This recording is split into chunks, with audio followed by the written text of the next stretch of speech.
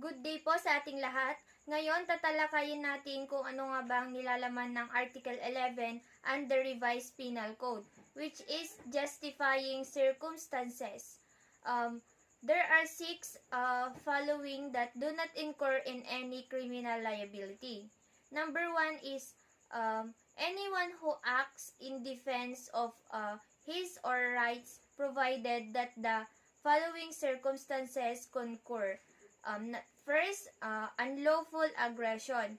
Second one, reasonable necessity of the means employed to prevent or repel it. Third one is lack of sufficient provocation on the part of the persons defending himself. Number two, anyone who acts in defense of the person or rights of his spouse, ascendants, descendants, or legitimate, natural, or adopted brothers of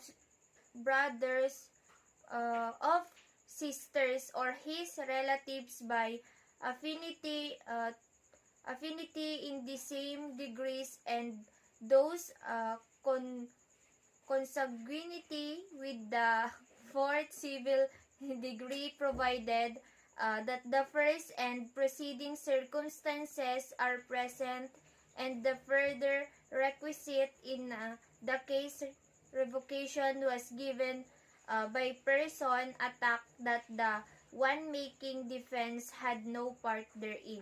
So, the third one is anyone who acts in defense of the person or rights of a stranger, provided that the first and second requisites mentioned in the first circumstances of this article are present, and that the person defending be not introduced by the revenge, resentment, or other evil motive. Fourth one is the any person who in order to avoid an evil or injury does not act which causes damage to another, provided that the following requisites are present. First, that the evil sought to be avoided actually exists. Second one, that the injury feared be greater than to avoid it. Third one is that there be no other practical and less means of preventing it. So the fifth one is any person who acts in the fulfillment of a duty or in the lawful exercise of a right office. So the last one is any person who acts in obedience to an order issued by a superior for some lawful purpose.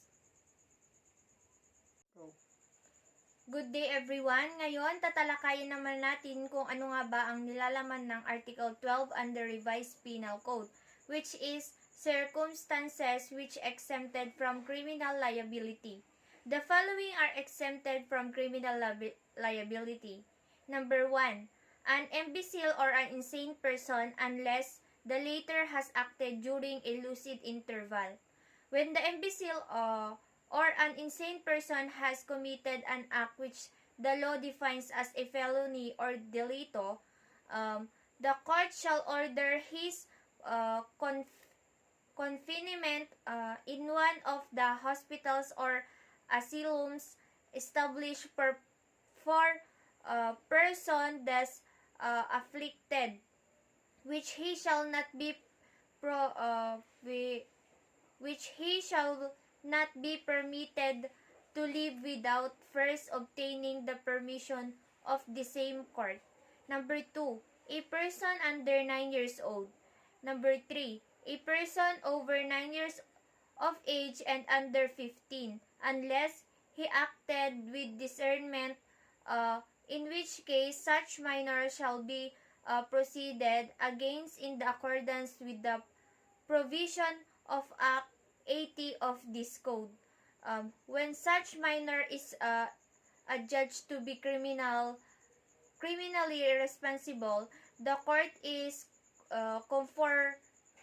conformably with the provisions of this and the preceding paragraph shall commit him to the care and custody of his family, who shall be charged with his surveillance and education otherwise. He shall be committed to the care of some institution or person mentioned in the said Article 80. Number 4. Any person who, while performing a lawful act with due care, causing injury by means accident without fault or intention of causing it. Number 5. Any person who act under the compulsion of irresistible force. Number 6. Any person who acts under the impulse of an uncontrollable fear of an equal or greater injury. Number 7. Any person who fails to perform an act required by law when prevented by some lawful insuperable cause.